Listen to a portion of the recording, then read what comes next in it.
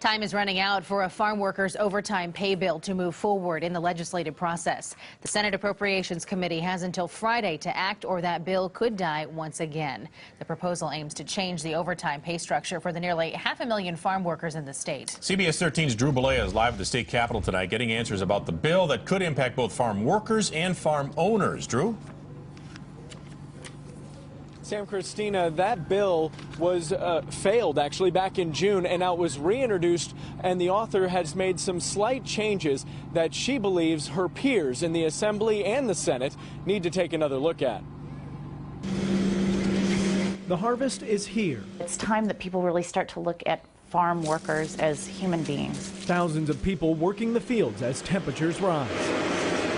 That farm worker has to be compensated. Since 1976, farm workers' overtime pay has kicked in at 10 hours, 2 hours after the typical California hourly employee. If you're out there in the fields, in those hot fields, doing the backbreaking work, you don't have those same protections. Assemblymember Lorena Gonzalez of San Diego proposed a bill that would change the overtime pay structure to start at 8 hours. It's a delicate balance between taking care of your employees and being able to pay your bills at the end of the day. Brian Little with the California Farm Bureau Federation says the legislation has unintended consequences. Growers aren't going to have any incentive to continue to employ people in California, and they're going to look to do what they can to try to reduce their cost. Most of the farm workers are part-time, and they mainly work during those harvest months. With a higher demand on hours, Little says that some farm workers' time and pay could get cut.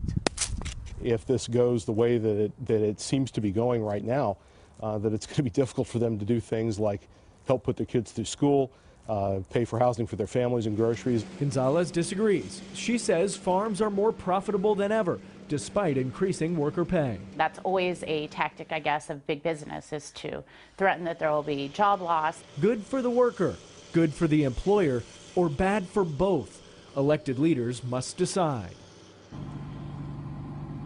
California is one of only 4 states in the United States that actually does offer some form of overtime pay for farm workers, and the United Farm Workers Federation has already voiced their support for this bill.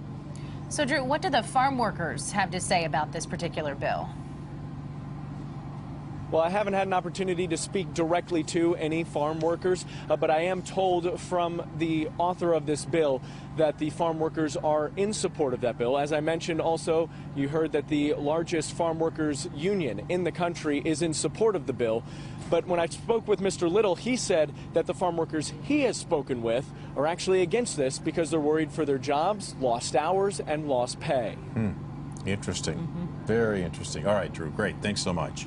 So what's next for this bill? It needs to be out of the Senate Appropriations Committee by the end of the week. Then the Senate and the Assembly must vote on it and send it to the governor's desk to sign, which the governor must do by